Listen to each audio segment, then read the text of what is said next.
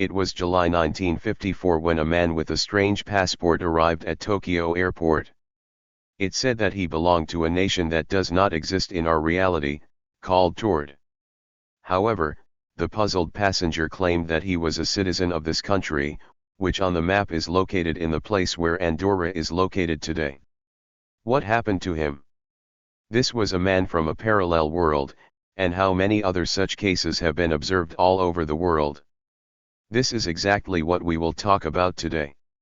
The man who arrived at Haneda International Airport was described by authorities as Caucasian with a beard, and although he spoke primarily French, he appeared to know other languages. Further on, the sequence of events diverges and you will find many versions of this story. The most common one says that this strange man presented his passport, and although the document looked completely the original country in which it was issued, Tord, was not on the maps. For this reason, he was questioned by immigration authorities. The man insisted that the Japanese officers believe that Tord really existed, that it is located between France and Spain, and that this country has been on maps for at least 1,000 years. Obviously, they didn't believe him, but I hope it's just a misunderstanding. They brought him a map so that he could point out where his homeland was. This is exactly how the traveler pointed to the area occupied today by the Principality of Andorra, stunned by the fact that Tord was not there. Ultimately, unable to verify anything he said, authorities arrested the man, thinking he might be a criminal who was simply fooling them. The man was taken to a hotel near the airport to spend the night while police tried to establish his identity. To ensure that he did not escape, 2 guards were stationed at the door of his room. The next morning, Japanese officers entered the room to realize that no one was there. The man had mysteriously disappeared from the closed and guarded room. His personal papers or any other evidence that could have substantiated the story apparently disappeared with him. One of the first explanations that will probably come to mind is that this man from Tord accidentally crossed the borders between a parallel world and our dimension. Following this theory, this parallel world is very similar to ours, except that it is not Andorra that exists there, but Tord. Another suggestion is that he could be a time traveler, although for this to happen he would have to be an alien from the future where perhaps Andorra changed its name. What poses more serious problems, if you follow theoretical physics, than traveling between 2 dimensions or neighboring realities? There are other versions that say that he was actually from Africa and that he was a member of the Tuareg people, which sounds quite similar to Tord. And although this culture is more than 1,000 years old, it does not have its own state and cannot issue passports, and its representatives are definitely not Caucasians. The further you go into this dark story, the more interesting things become. Ready to continue? Leaving the hypothesis aside, the wisest thing to do is to trace the origin of the story and the place where it first appeared. By doing this we discover that the story is not a modern invention, and actually appears in a book by Colin Wilson and John Grant called The Possibility Catalog, which was published in 1981. This book is a collection of stories about paranormal events. Among them there is also a man from Tord, but mention of him takes up only 1 line. Most likely, over the decades, like most legends, the story has been embellished with various elements to make it more attractive and popular. Of course, what's amazing about this case is that it all came from just 1 line. Of course, we can assume that this is just a legend that has acquired new details. But what to do with other cases of which there are thousands in world practice? For example, there is a report of a man named Farvoren who was found wandering around Frankfurt in 1750. He claimed that he and a country called Laxaria on the continent of Sacria. He could only speak broken German and knew no other European languages. In his imperfect German, he tried to explain that he had set out from Laxaria across the ocean to find his long-lost brother, but had been shipwrecked and now could not find on the map where he had been or where he had come from. And another incident occurred in Paris in 1905. A man speaking an unrecognizable language was caught stealing LEB. He claimed to be from a place called Lisbia. while the police initially thought that he was just pretending to avoid arrest. Later it turned out that the language he spoke had a real structure and was not fiction. How can all these stories be explained? Some people say this is evidence of the existence of parallel universes, other dimensions, or even alternate realities. Let's look at a few more cases of similar incidents.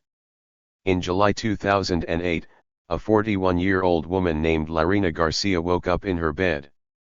That morning turned out to be completely ordinary for her, but the woman gradually began to notice small details that seemed very strange to her. For example, she woke up in the wrong pajamas that she put on before bed. Larina decided that she had messed something up and went to work, where she had spent the last 20 years. However, when she arrived at her department, she realized that it was not her department, despite the fact that it was in its usual place and on the same floor. Having decided that something is wrong here, Larina returned home and found her ex-boyfriend there, whom she broke up with 6 months ago. He acted as if they were still together, and her new boyfriend, with whom she had lived for 4 months, was nowhere to be found, even after hiring a private detective. No trace of him or his family could be found. Although what happened to Russia seems like some kind of neurological disorder, she herself believes that she woke up in a parallel universe.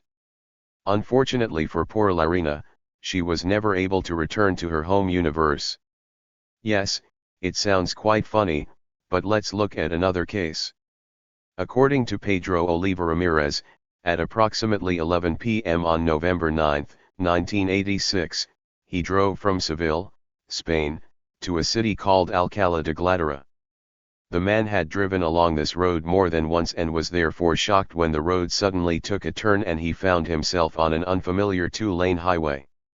There were strange objects around him and in general everything was strange. Voices were heard somewhere nearby. One voice stood out from the general chorus, and it was he who informed Ramirez that he had just teleported to another dimension. Some old cars drove past Ramirez at intervals of 8 minutes. After about an hour of driving, Ramirez found a left turn. The road sign said that along this road you can go to Alcalá, Malaga, and Seville. Ramirez drove towards Seville, but was very surprised that he almost reached Alcalá de Guadarrama. He returned but could not find the intersection, road sign, or 6-lane highway again. The belief in the existence of invisible neighbors is similar to science fiction, but the question of the uniqueness of our world has worried great minds from time immemorial, long before the advent of science fiction novels.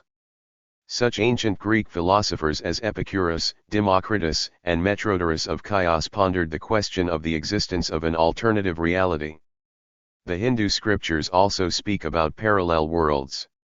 However, the paradox of the existence of alternative realities in official science appeared only in 1957, when Hugh Everett, an American physicist, announced his theory of the plurality of worlds.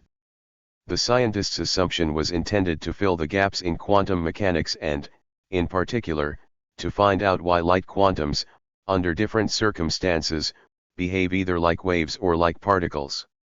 According to Everett's theory, every event from the impact of a bomb to the flapping of a butterfly's wings leads to a split and copying of our universe, in which the number of such clones is always equal to the number of similar outcomes. The scientist also assumed that the central world and new universes could be depicted in the form of a branched tree. Supporters of alternative universes provide a number of arguments in favor of their theory. For example, déjà vu and déjà vu. The essence of the déjà vu paradox is that a person at one time or another feels that these events are familiar to him or that they are repeating themselves. However, the essence of this phenomenon does not boil down to just one everyday foresight.